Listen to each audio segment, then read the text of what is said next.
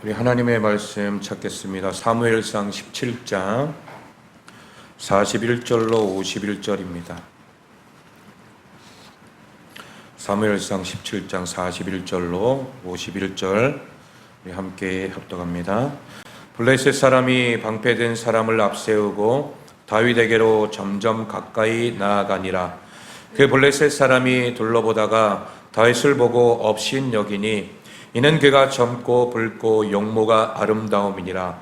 블레셋 사람이 다윗에게 이르되 내가 나를 개로 여기고 막대기를 가지고 내게 나왔느냐 하고 그의 신들의 이름으로 다윗을 저주하고 그 블레셋 사람이 또 다윗에게 이르되 내게로 오라. 내가 내 살을 공중의 새들과 들짐승들에게 주리라 하는지라. 다윗이 블레셋 사람에게 이르되 너는 칼과 창과 단창으로 내게 나아오거니와 나는 만군의 여호와의 이름 곧 내가 모욕하는 이스라엘 군대의 하나님의 이름으로 내게 나아가노라. 오늘 여호와께서 너를 내 손에 넘기시리니 내가 너를 쳐서 내 목을 베고 블레셋 군대의 시체를 오늘 공중의 새와 땅의 들짐승들에게 주어 온 땅으로 이스라엘의 하나님이 계신 줄 알게 하겠고 또 여호와의 구원하심이 칼과 창에 있지 아니함을 이 무리에게 알게 하리라. 전쟁은 여호와께 속한 것인즉 그가 너희를 우리 손에 넘기시리라. 블레셋 사람이 일어나 다윗에게로 마주 가까이 올 때에 다윗이 블레셋 사람을 향하여 빨리 달리며 손을 주머니에 넣어 돌을 가지고 물매로 던져 블레셋 사람의 이마를 치매 돌이 그 이마에 박히니 땅에 엎드러지니라. 다윗이 이같이 물매와 돌로 블레셋 사람을 이기고 그를 쳐 죽였으나 자기 손에는 칼이 없었더라. 다윗이 달려가서 블레셋 사람을 밟고 그의 칼을 그의 칼집에서 빼내어 그 칼로 그를 죽이고 그의 머리를 베니 블레셋 사람들이 자기 용사의 죽음을 보고 도망하는지라. 아멘. 할렐루야. 오늘 말씀은 보이지 않는 것을 보는 믿음이라는 말씀 제목으로 함께 은혜 나누겠습니다. 우리가 지난 시간부터 다윗에 대해서 우리가 함께 말씀을 나눴습니다. 다윗에 대해서 말씀을 함께 나누려면 사무엘 상하를 다 봐야 돼요. 여러분 그러려면 시간이 없잖아요. 그래서 굵직굵직한 다윗의 행적 중에서 우리가 알아야 될 어떤 핵심적인 내용을 가지고 말씀을 나누는데 지난주에는 하나님께서 이미 마음의 중심에 두고 있었던 다윗을 선택했던 그 장면을 우리가 함께 말씀을 나누었습니다. 하나님은 겉모습을 보는 게 아니라 우리의 중심을 보시는 줄로 믿습니다. 그 중심을 보시는 하나님께서 오늘 다윗을 들어 쓰시는데 그 첫 번째로 우리가 잘 알고 있는 다윗과 골리앗의 싸움을 우리가 말씀을 통해 보게 됩니다. 다윗이 형들이 지금 전쟁터에 나가 있는 그런 상황에 아버지 이새가 다윗을 이 전쟁터 형들에게 도시락을 건네주라고 심부름을 시킵니다. 그 심부름 가운데 다윗이 우연찮게 골리앗의 그 소리를 듣게 되죠. 골리앗의 그 소리를 통하여서 다윗의 마음에 의분이 생겨요. 어찌 저 할례 받지 못한 자가 여호와 이름을 망령되이 일컫고 또 하나님의 사람들을 저렇게 저주하는 그런 목소리를 큰 소리를 내면서 당당하게 내뱉는가? 그러면서 다윗이 그 자리를 벗어나지 못하라는 거죠. 마음에 의분이 생기는 거예요. 거룩한 분노, 이 분노가 생김으로 인하여서 다윗은 그 전쟁터에 나가게 되는 거죠. 여러분, 우리도 우리 인생 가운데 때로는 이런 거룩한 분노가 우리 안에 있어야 될 줄로 믿습니다.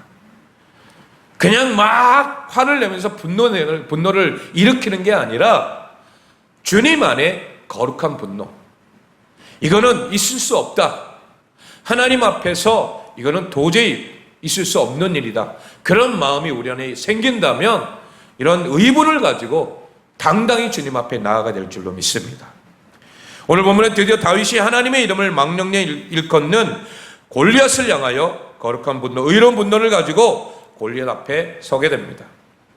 그러나 여기까지 온 것은 다윗이 골리앗 앞에 그냥 선 것이 아니에요. 수많은 반대와 거절, 무시를 뚫고 골리앗 앞에 선 것입니다. 그냥 가고 싶다고 해서 딱 하고 골리앗 앞에 선 게 아니에요.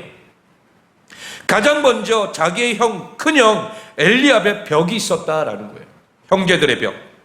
다윗이 골리앗과 싸우겠다고 하는 말을 듣고 큰형 엘리압은 다윗을 어떻게 했냐면 조롱했어요. 조롱. 너는 교만하다. 너는 완악하다. 너는 전쟁을 구경하러 왔다라고 그렇게 말을 하고 있어요.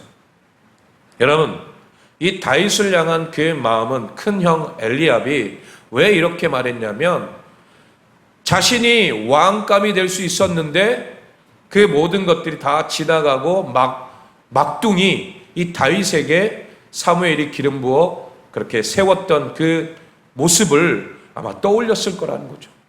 그러니 네가 왕이 되고자 하는 마음 때문에 이렇게 나서느냐? 어찌 보면 그런 마음이 없지 않아 있었을 거예요. 그러니 너는 교만하다. 너는 완악하다. 너는 전쟁을 구경하러 왔다. 이런 비아냥거리는 말로 그렇게 말할 수밖에 없는 거죠. 다윗은 순수하게 하나님을 위한 싸움을 싸우려고 했지만 자기에게 돌아오는 것은 큰형의 비난이었던 거예요. 이런 큰형뿐이겠습니까? 다른 형들도 마찬가지로 그렇게 비난했겠죠. 다행히 다윗은 형의 말에 크게 반응하지 않고 다른 곳으로 시선을 돌려 위기를 넘길 수 있었어요. 그런데 여기서 끝나지 않고 다윗 앞에는 사울이라고 하는 장애물이 또 있었습니다. 사울은 한 나라의 왕이었고 군대의 대장이었습니다.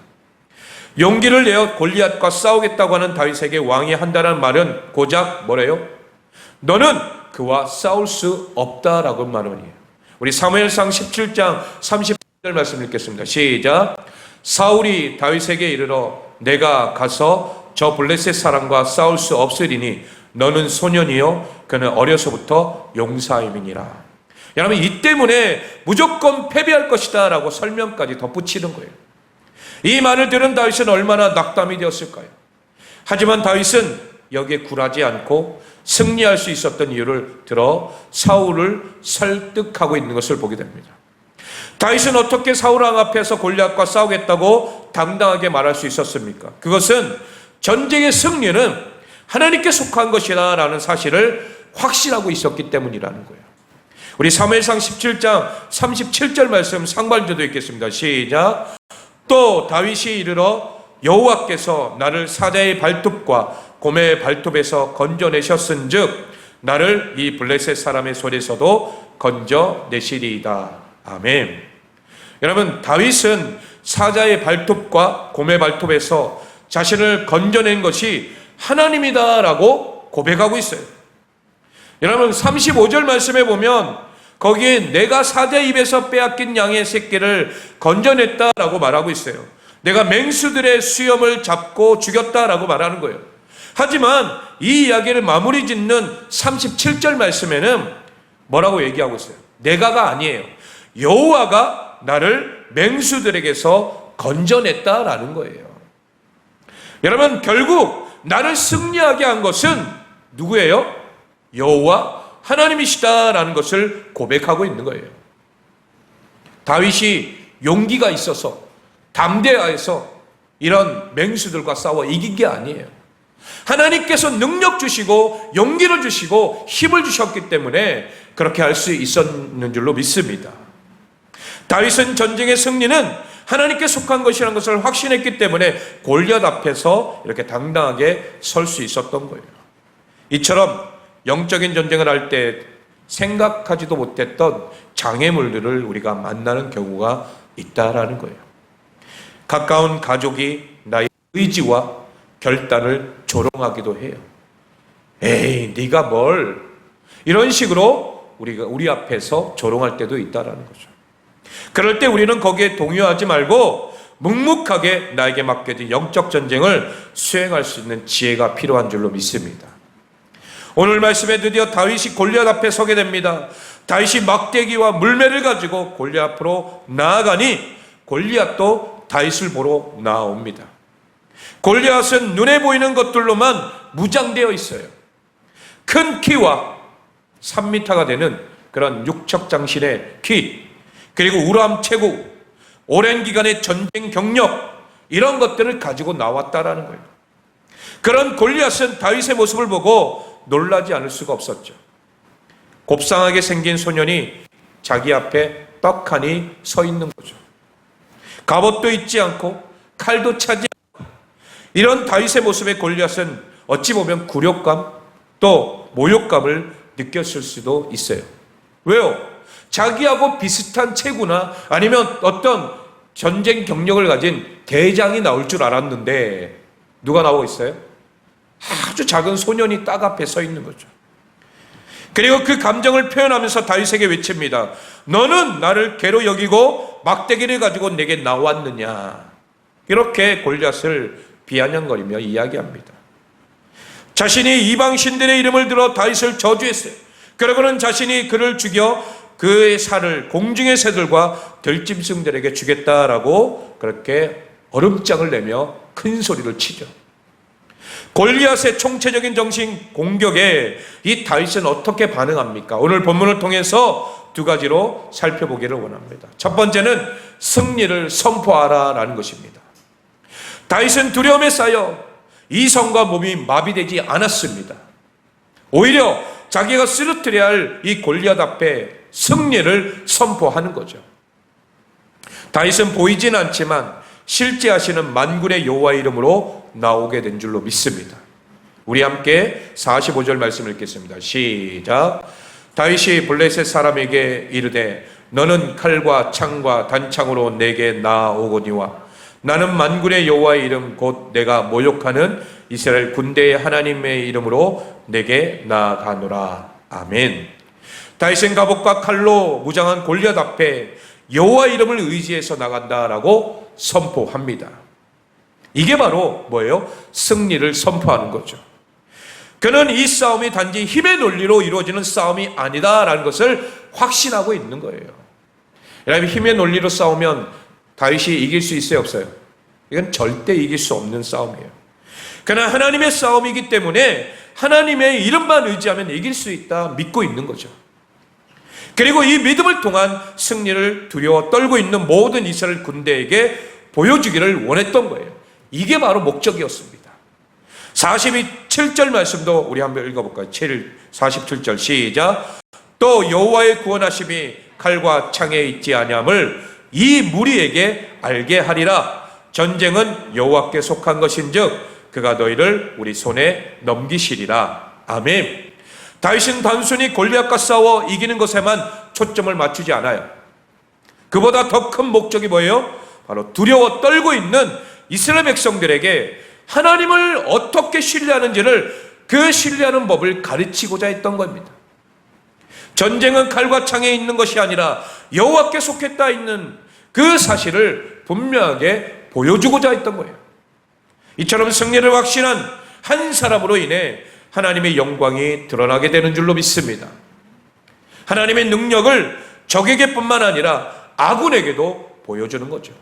이게 바로 하나님을 향한 절대적인 신뢰, 믿음인 줄로 믿습니다. 두 번째로는 승리를 확신하며 전진하라라는 거예요. 골리앗이 다윗에게 전진하자 다윗은 골리앗을 향해 힘차게 달려 나아갑니다. 그는 빠르게 달리며 목동의 가방 주머니에서 손을 넣어 돌 하나를 꺼내요.